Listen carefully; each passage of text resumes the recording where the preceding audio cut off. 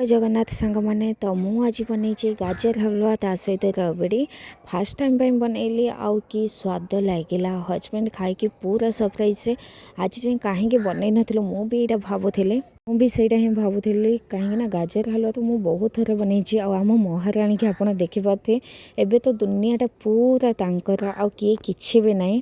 तो मुझे किलोटे गाजर नहीं गाजरटा फास्ट मुझे भलसे 2 ରୁ 3 ଥର पानी सफा करदेली पर चोपाटा चांछी देकी जो पतला साइड यहाँ ग्रेटर अच्छे ना एथर ही मुझे किलोटे गाजर को पूरा ग्रेट करदेली यहाँ ही हूँ हलवार सबुठ कष्ट कम आ कि भी ना तो कड़े मुझे घी नहीं देसी घी जोड़ा मुझे घरे बनई थी पकईला मुझे गाजर पकई दूसरी मु पूरा ऑथेंटिक स्टाइल बनाऊँ गाजर हलवा जो पुराना टाइम रे बना होता ना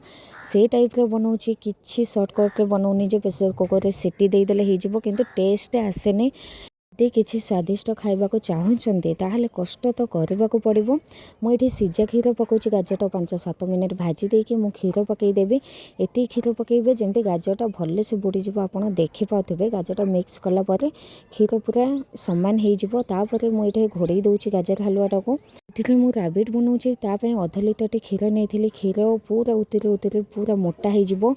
तो सेटा कंटिन्यूस आप घाटू थे ना तो क्षीरटा ना तलू टे लगिज आ सरटा साइड्रे लगिगले ना से पूरा पोड़ा टाइप राबिड़ी मोटा हेनी देखिए मुझे क्षीर नहीं ना अधा क्षीर होगला मुझे पकाउची कंडेन्स मिल्क आपन पाखे जब कंडेन्स मिल्क ना ताहले आपन ये मिल्क पाउडर भी 2 चम्मच आप पकई पारे भले से मिक्स करदेवे आ गाजर हलवा भी पूरा सीझीगला तो मुझे पटाटो मैसर आपको मैश करदे आपन पाखे जब पटाटो मैसर ना ताहले गैस टा टिके बंद करदे टिके ठंडा हला गाजर हलवा से ग्लास रे आपन मंथी पारे भले से मिक्स हो गाजर हलवाटा मु 7 ରୁ 8टा अलैच गुंड कर मो हलवा आउ रबिट्रे पकाइबापी अलैच सेमती तो गुंड हुए तो मुझे टिके चीनी पकई गुंड करदे गोटे चम्मच मुझे पकई रबड़ी आउ अल्प पकई मुझे गाजर हलवार आ स्वाद अनुसार चीनी मु पकाउची गाजर हलवार टिके अधिक चीनी लगे किंतु आपन टेस्ट हिसाब से आपन पकई आउ रबिटा थिकनेस आपन देखिपाते केते बढ़िया होईची मार्केट रे भी अधिक टेस्टी रबिट बनई मु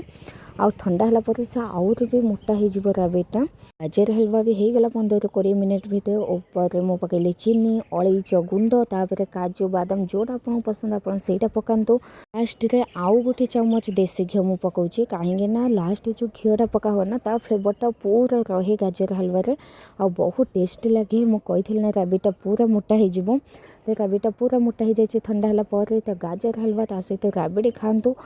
पिला माने बड़े समस्त को बहुत पसंद आसियो आपण मते कमेंट करेंगे केमिति लागिला आपन को बहुत सामान भी यूज करनी जोटा कि आपण घरे नथिबो बहुत कम सामान रे बनई छी प्लीज वीडियो को लाइक करा।